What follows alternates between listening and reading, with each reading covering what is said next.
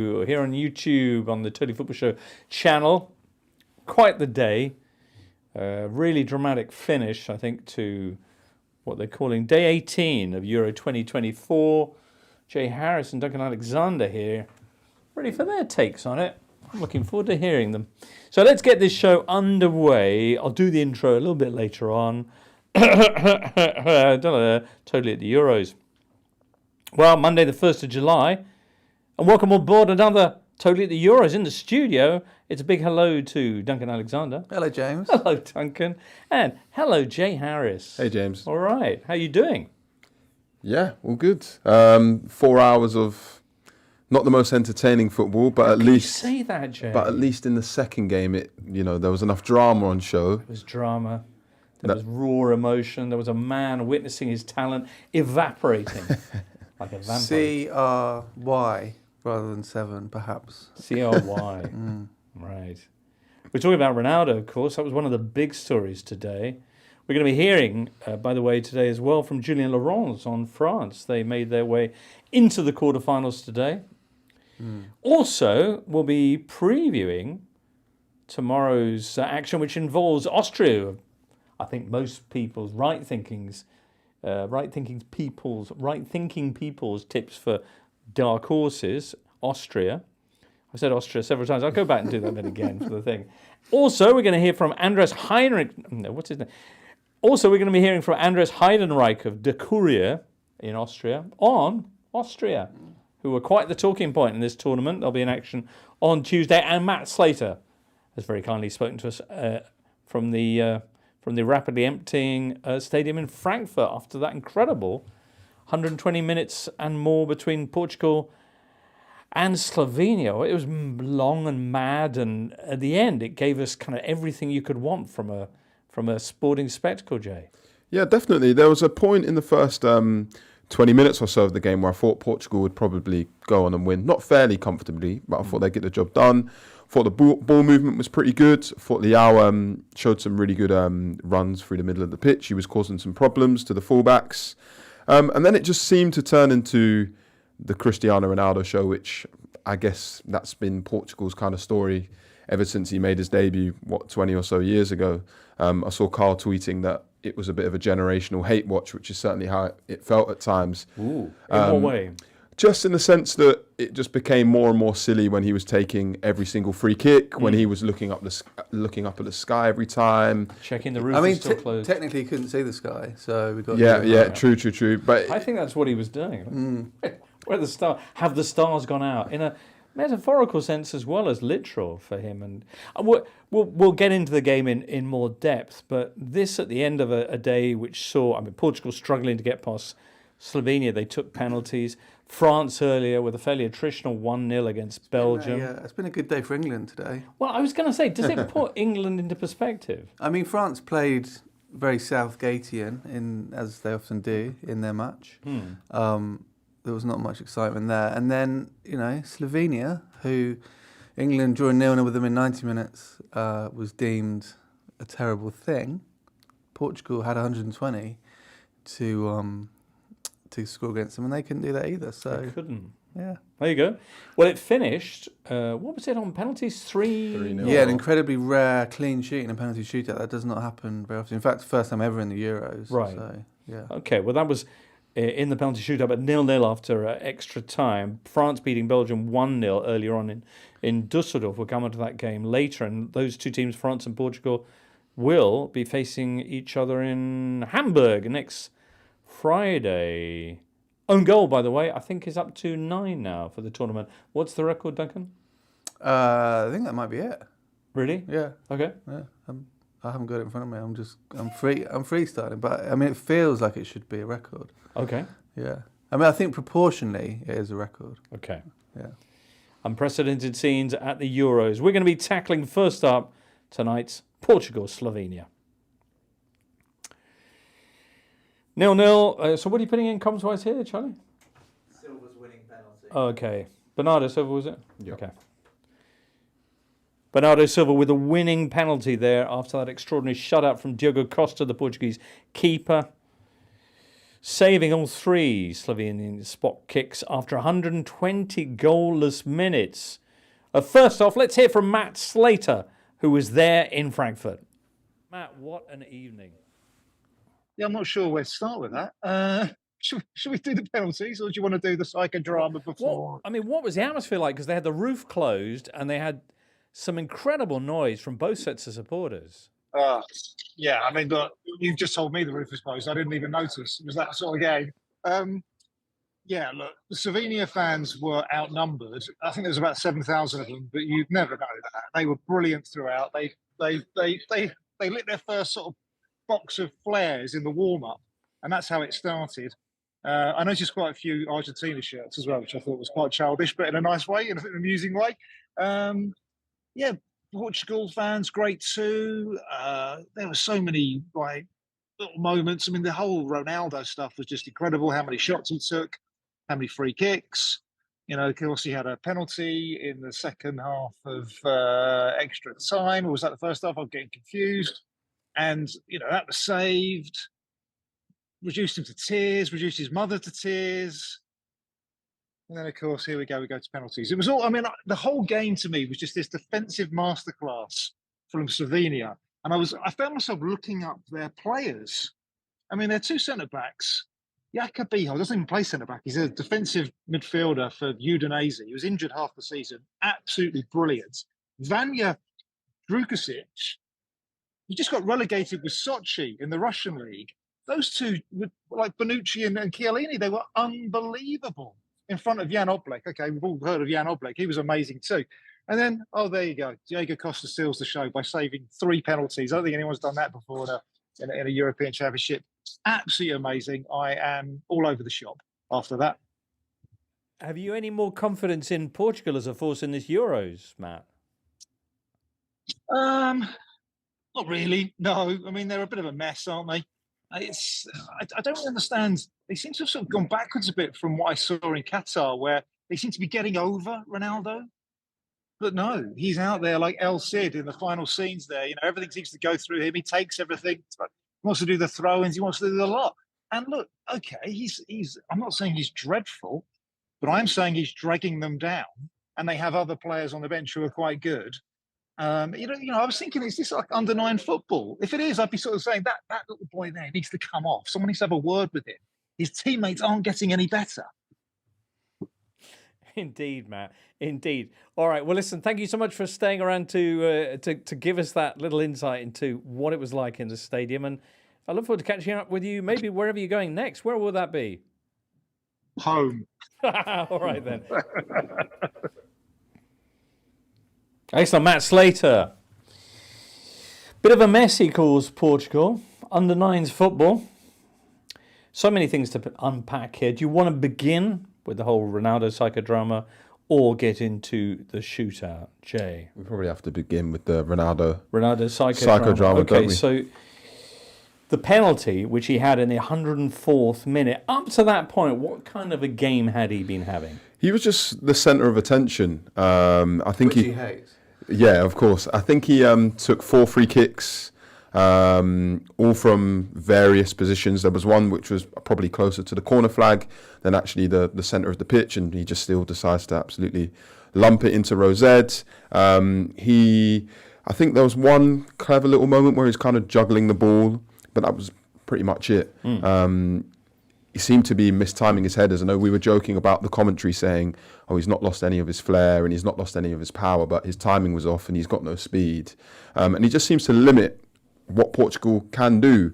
And for me, it's so frustrating because by the time he's taken that 4 free kick, it's just so predictable. Surely if you're his teammates, you're saying, well, why don't you actually cross it or do a disguised pass? Because Slovenia won't expect it and will probably score. But yet Pepe still goes up for the free kick. And I'm thinking, what's the point? Save your legs. And, considering what happened later on in the game, he needed to save his energy. It's just so bizarre that everybody seems to just bow down to him and he somehow is still getting away with it. I can't remember this happening ever. Like, when Pele was like this, they didn't say to Pele, you can go up front and just have a few shots. And every player before now has got to a point internationally and gone, I think this is probably it. Yeah. And Ronaldo's just carrying on. Like, he played the 120 minutes and, you know, Roberto Martinez made a number of substitutions, but surely he was itching to take Ronaldo off. You know, that you look at Portugal's bench and you could actually make a really good 11-man team out of that lineup. Right. Or at least one that would lose to Georgia, perhaps, in a Yeah, final possibly. group game. They probably thought, Bobby Martinez and Ronaldo himself, that leave him on because his moment will come. And in the 104th minute, in the first period of extra time, it looked like it had when Diogo Jota dribbled straight through the heart of the Slovenian box and got basically collided with the defender, but it was deemed a penalty. It was thigh on thigh, but it was one of those that, you know, he probably played for it a little bit, but it was a penalty. I mean, we should just point out, you know, Jay mentioned it, but 4 free kicks tonight, that takes him up to 60 in international tournaments, from which he scored once. I mean, we all love a ratio, but come on. So, equally, his record from the spot in international tournaments is worth highlighting. Well, with spoilers alert, he missed this one, and Right. that takes him to 3. He's missed all of Portugal's penalties in tournaments. And I think those are the only penalties that they've not converted in either the European Championships or World Cup. And we should point out that this penalty tonight, the one in the game rather than the shootout one, was pretty good. Yeah. I mean, the shootout one was good as well. That went in. But it was an absolutely brilliant save from Jan Oblak. So Oblak has suddenly found himself put on the spot. It's up to him now to save Slovenia's role in this championship. Yeah. And he's got Cristiano Ronaldo facing him. Yeah. Man on a mission, man with destiny, the winds thereof swirling around him. Yeah. And he flies across. But then the they face would of have the goal. come up against each other quite a few times because obviously That's true. Oblak plays for Atletico and Ronaldo was at Real. But yeah, it's a fantastic.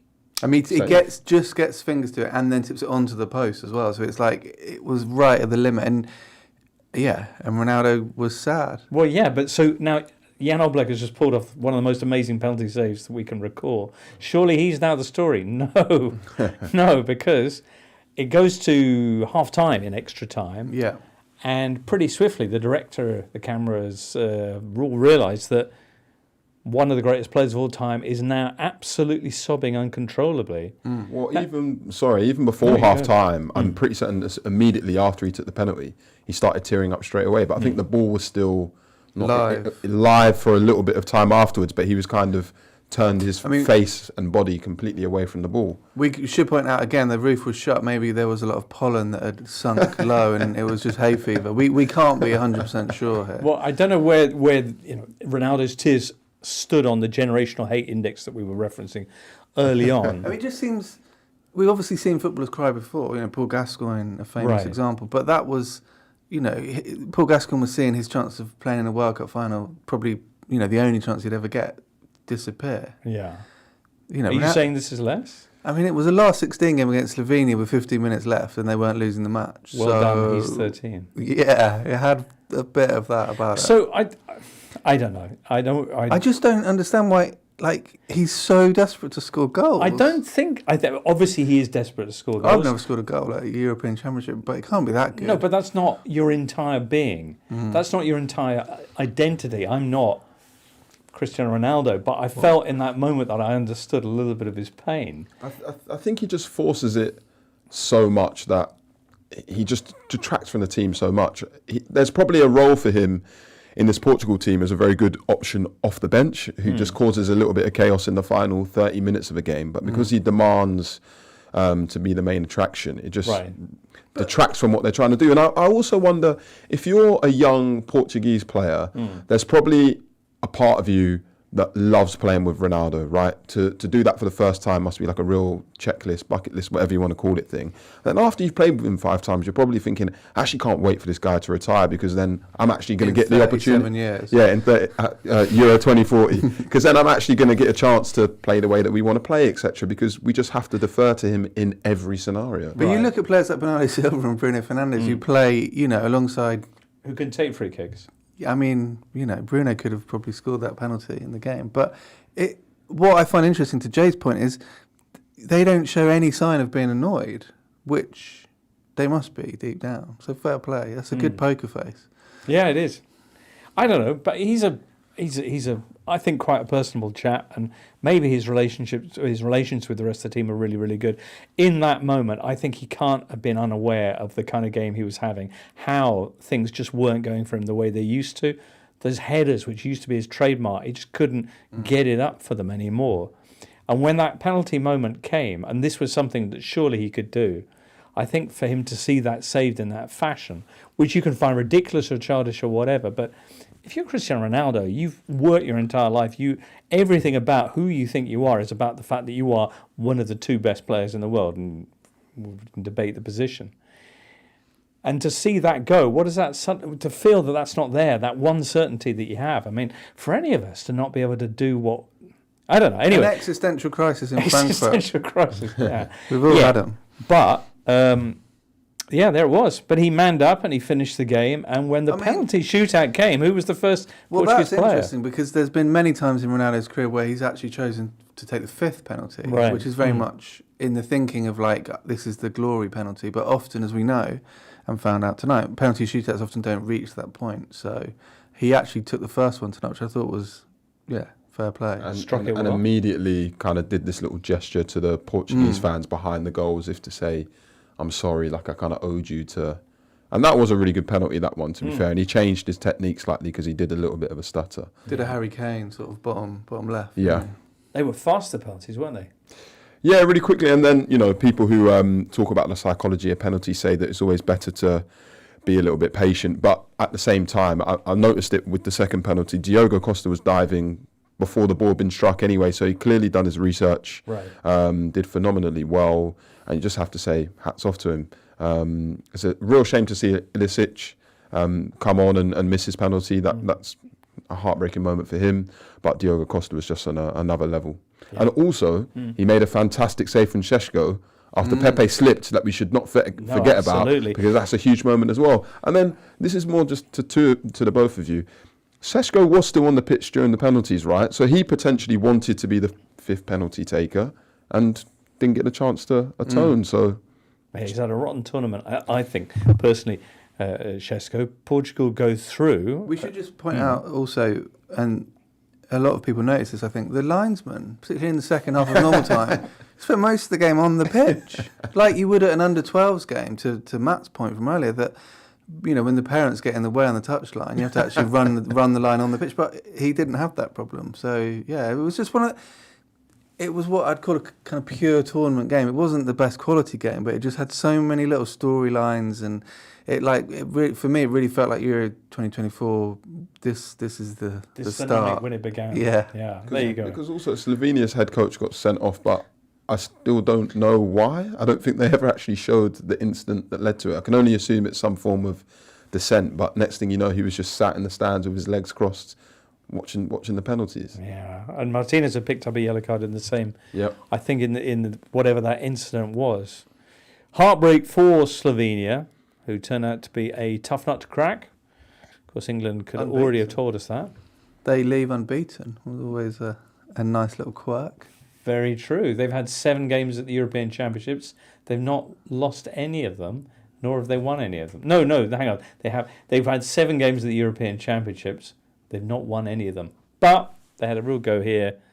And had it not been for that pesky Diogo Costa, who, as I think Matt was hinting, did something unprecedented there. No one's ever kept a clean sheet in a penalty shootout in the European Championships before. Yeah, all made 3 saves. I mean, obviously, you can Chris Waddle it high or hit the post or whatever. But yeah, they were all great saves. And Arsenal fans remember he was the goalie that Arsenal knocked Porto out on penalties at the Emirates last season, and the Arsenal penalties were all good that night and went in. So. France next for Portugal, Jay. Well, what do I think will happen in that game? Yeah. Well, very little. I'm not confident any goals will be scored. Look, we always say it. Hopefully, when 2 teams of a slightly higher caliber come up against each other, they'll be forced to kind of be a little bit more attractive. But then we also know that France under Deschamps are very good, are very defensively solid. You just have to look at what Saliba did to Lukaku in the game from earlier today to get like a little bit of a taster of what Ronaldo might be in for in the next game. Were he to start, yeah. I mean, Kylian Mbappe will be wearing a mask, so we might not be able to tell his feelings from his face. I think we probably will Ronaldo's. He Maybe tends to Ronaldo make- should wear the mask. Mm. Or has the mask slipped? All questions that we'll be addressing between now and next Friday when these two teams face each other. But next up, good idea, Jay. Let's have a look back at what happened on Monday afternoon as France met their neighbours Belgium in Dusseldorf. Hooray. What the comments you got there, Charlie? The own goal, French comms of the. Although the French commentary is very much Colomwani. Oh, okay. Yeah, but it's not his girl. Okay. Mine. Yeah. Colomwani, but actually, Duncan, it was Vertonghen's knee. Vertonghen's knee, indeed it was, that earned France passage to the quarter-finals. 1-0, the final score. Joining us from Dusseldorf, of course, Julien Laurent.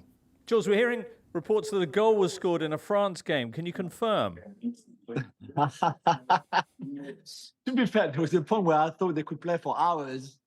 Both teams, to be fair, Belgium and France, and never score.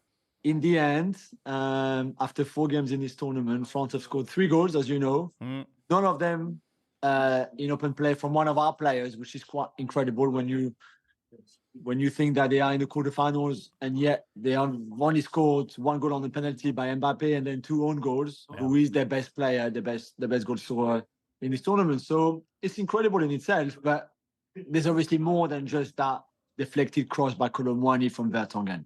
Indeed.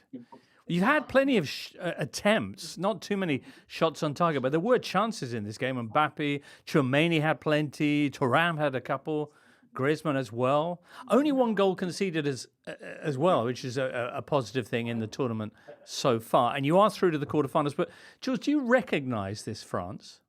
Yes, this is what Deschamps has been about all his career, really, as a national team head coach. This is what he does. This is his DNA. This is what we've seen so many times before in the past. They're very solid. He's created this defensive machine that I thought was outstanding today. Okay, Belgium were disappointing, and Tedesco is not a good coach. And I think the tactics and everything was wrong from the start. But the way Saliba and Upamecano man-marked Openda and Lukaku was outstanding. The work that they did on De Bruyne as well, first when he played deeper, then when he played higher up on the pitch, was amazing. Koundé on Doku was great as well. This is what Deschamps is, and I understand it's boring, and I understand there's a lot of the listeners who would have fallen asleep tonight. I get that. It's not my cup of tea either. With the players that Deschamps has, I think he should be playing far more attacking, proactive football. But this is not him. What we saw tonight is him. This is what he does and this team does. At the end of the game in the dressing room, we say to the players, this is who we are. That's what we do. So whether you like it or not, it's winning. And even when you debate that with Deschamps himself and say, like, come on, it's boring, coach. He says, okay, but the day I will stop winning, then we can discuss it. But as long as I win, it will be in my way, and this is my way. And to be fair, he's right. It does seem, though, that this tournament, there are quite a few days when France have stopped winning, the 2 draws that preceded this one. Today, it took a deflection to earn them the victory. I don't know. You're still feeling positive. You're still feeling that France are heading in the right direction. I mean, there's just not a right direction, Jimbo. There's just one direction. So whether we like it or not, and I've just said to you, I don't really like the way he plays. I think more should come from this team and this squad, 100%. But there will be no other way. This is the way. And to be fair, I saw De Bruyne. I had a lovely chat with De Bruyne after the game. And just to give you a different perspective to maybe the one that we have, me from inside the camp and you from watching on television, like a lot of the listeners. De Bruyne said after the game, he said, people don't realize how good this team is, this France team is. You don't realize how solid they are. We knew that if we made a mistake in our 30 yards, they would punish us. So they force you to play in a certain way. They force you because they are so usually ruthless and clinical. And that's what we see. It's like people don't realize how strong this team is. And I think he has a point. I would hate to play against them. They're so physical. They're so disciplined. They're so structured. Remember when we did the preview show? Yeah. We had Daniel Story with us. And he said, oh, Jules, I've got... there's a worry and there's a question mark. He's like, France have conceded, I can't remember at the time how many goals in the last 3 games or something. And I said to him, yeah, that was a worry, but I can guarantee you that Deschamps is going to fix that because, as he always says, you win those tournaments with your defense, nothing else. And that's exactly what he's done. So we see Portugal, Slovenia in the quarterfinals. It would be a very similar approach, I think. And then if they qualify, Germany or Spain in the semi-final, and I would be very surprised if they play any differently in all of those games. All right. Great insight, Jules. On events there in Dusseldorf this evening. Many, many thanks for bringing us that, mon ami, and we'll speak to you soon. Thank you, my friend. Speak to you soon. Julien Laurence, who's pleasing on the eye, speaking about France, who... A bit harsh on Daniel, isn't he? Steaming in. No, I mean, he was just citing what Daniel had said and how he had correctly forecast that Didier Deschamps would lock it down, and so it proved. I feel that Belgium were complicit in, as much as Kevin De Bruyne was saying, no, honestly, France were really tough to play against. It was also the fact He would that say that, wouldn't he? I mean, you know.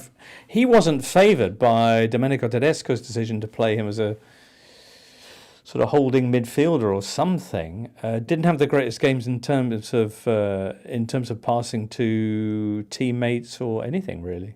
Yeah, gave the ball away 7 times in the first half. And yeah, like you say, he's been quite good playing a bit further forward, threading balls through and played deep. Late on, actually just before the France goal, he had Belgium's best chance when he was playing further forward and managed to... I can't remember what he did, but I do remember he had a good chance. Yeah, it was like Doku did a nice bit of skill in the build-up and flicked it around the corner and De Bruyne hit it straight at Magnon. But like you kind of hinted at there, Tedesco changed shape and went 4-4-2, and it was a central midfield pairing of De Bruyne and Onana. And I think with Tedesco, he's changed his starting lineup every game at this tournament and always falls into that debate. Is that the sign of a manager who's willing to be flexible, or is it the sign of a manager who doesn't know his plans? I'd probably say it's the latter, because switching system here clearly didn't work. I think he dropped Tielemans and Leandro Trossard as well.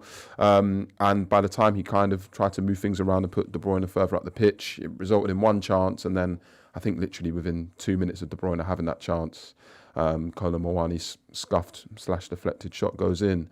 But disappointing for Belgium because they only won one game at this tournament. It very much feels like that golden generation truly is over now. You know, Vertonghen, I think, 37, so it's probably going to be his last contribution at a major tournament. Lukaku is just one of those players who does lots of things right, but then just doesn't seem to score in these big moments. And it feels like maybe Jeremy Doku's going to have to be the flag bearer of this next generation. But yeah, they kind of just went out and didn't really do much. De Bruyne, who prevented his teammates from going over to the fans after the previous match when they got beaten by... No, hang on. What was the result in the previous match? They had that goalless draw with... De Bruyne, who kind of held the team back and, in fact, took them down the tunnel rather than go over to the fans at the end of the group stages when they had that goalless draw. This time, getting a good reception from the supporters, because that could well be his final international appearance for the country. Shame to see him go out that way, but this Belgian team, I mean, he's never really done it, has he, in a tournament, or some might say in big cup finals and club level as well. I mean, so yeah, it's a shame. But Belgium, you know, we said before, there's hints of England to Belgium as well. You know, lots of talented players, they just never quite find the right combination. And so there's lots of teams out there, Duncan, from what I'm hearing, dressed in French shirts, dressed in Belgian shirts, coming up against teams who they struggle to break down, and despite the amazing talent they have in their squads, not living up to the potential that the supporters are expecting. It's almost like the international managers don't have very long to put a cohesive plan together or something. It can't be that. Can't be that. Right. Alrighty, well, let's talk next about 4 more teams who are going to be having a pop at earning a place in the quarterfinals. And maybe, just maybe, they'll bring us some goals along the way. The Tuesday match is up next. Boing. The daily football briefing is available every day. If you fancy a 10-minute show that rounds up all the latest news from around football, including the Copa America, hosted by Ian McIntosh. And every afternoon during the week, there's also the Athletic FC podcast. Io Akinwolere and David Ornstein, Adam Craft and Matt Slater, all those expert voices will be breaking down a big story every day. Today, i.e. Tuesday's one, is all about Newcastle and the extraordinary transfer window that they are having. Yeah, well worth a listen there. Now, The hipsters transfer deadline day of June the 30th. June the 30th. What's Duncan talking about? Find out Listen on in. the Athletic FC podcast. Right now, we're going to content ourselves with talking about the final two games in the round of 16 at 5 o'clock UK time in Munich. You've got Romania against the Netherlands. Ooh. At 8 o'clock in Leipzig, Austria against Turkey, which could well prove a banger, which would be nice. The Austrians are the side who topped that group ahead of France and the Netherlands, beating the Netherlands 3-2, and I think earning the status of outside shots for the title, maybe, for a lot of people after that performance. And they're taking on a Turkey team who are the entertainers of the competition so far. 10 goals in their 3 games so far. And also, Jay, last time Turkey and Austria met, the scoreline was 6-1 Austria. 6-1. What's it going to be this time? Well, to get a little bit of an idea, we spoke to Austrian journalist Andres Heidenreich of Der Kurier. First of all, how long have Austrian fans been waiting for a team this good to support? Very, very long. As you maybe know, Austria is more a skiing country than a football country, but it is definitely a football country as well. Expectations and the hopes are always there and always been there in the last 20 or 30 years. But what we see right now makes the Austrians really, really happy. Even if I just think back about 8 years, we qualified for the Euro 2016 in France with a almost perfect qualification. The team has won 9 from 10 matches and played 1 draw. So the expectations for the Euro 2016 were also very, very high. And then the team suffered, didn't win against Hungary, didn't win against Iceland. And even if you think back 3 years ago in the Euro 2021, we all in Austria had the feeling that the team could be on that level where we see it right now. Many of the Austrian players are educated for a high pressing style like we see right now. And as you probably know, Ralf Rangnick, the national coach, the manager, this is what he's all about: pressing, high pressing. So right now, what we see is a perfect match of a coach and the players' attitude. That's what they want to do. That's the way they want to play. And now they have the coach for it, and that's the main reason why it works so good at the moment. Is he now the most popular German in Austrian history, Ralf Rangnick? Maybe yes, but maybe he could even become more popular in the next 1 or 2 weeks. Yeah. Andreas, you mentioned the expectations for previous tournaments. This time around, getting in a group with Netherlands and France, I'm not sure what people thought was going to happen, but coming out on top and doing it with that final 3-2 win over the Netherlands, did that really make people begin to believe that Austria could be contenders for doing something really special at this tournament? Maybe it was not just the result, it was the way how they won this game and the way the team is playing at the moment, because the Austrians want to be entertained. Many of the Austrian people would prefer, I would say, a 3-4 loss than a boring 1-0 win. And this game was so spectacular. And I think it was not just the win, it was the way how they played and the way how they always came back, because we were leading 1-0, we were leading 2-1, and the Netherlands always made the equalizer. And maybe in former days, you would have seen an Austrian team now suffering after a goal like 2-1, 2-2. And this time they didn't suffer. They just kept on going and kept on pressing, kept on playing their style of play, and always trying to win this game and to beat this big opponent. So this spirit of the team, this mindset, how the team really thinks what they can reach against big opponents, that is what the Austrians really love. It's earned you a last 16 clash with Turkey, who you met this spring in Vienna. The score that day was 6-1 to Austria. How significant is that scoreline in view of Tuesday's matchup? I would say it's not significant because maybe it sounds funny now if I say that, but Austria could have lost that 6-1 match as well. There was a phase in the match during the first half where Turkey was dominating, and in this phase, Austrian team also had some luck, maybe a bad Turkish goalkeeper on that night, and a penalty in the second half, which was not even a foul play, I would say. But I would say you cannot expect a result like that, but I would say you can expect a similar style of football match tomorrow because the Turkish team is still the same. The way they want to play is building up from behind in a fancy style, and the Austrians are still pressing high. So that's maybe they love to play opponents like that and not playing against opponents who just want to play long balls.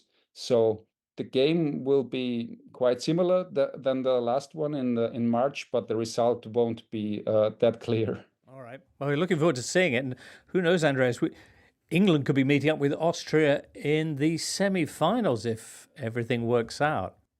Yeah, would be nice, yeah. Oh, yeah. Excellent. Would it be nice, though? Would it be nice? And, of course, well, actually, let's start that bit again because that was a bit... Andres Heidenreich of the Courier. Wow. Austria looking like a real team at the moment.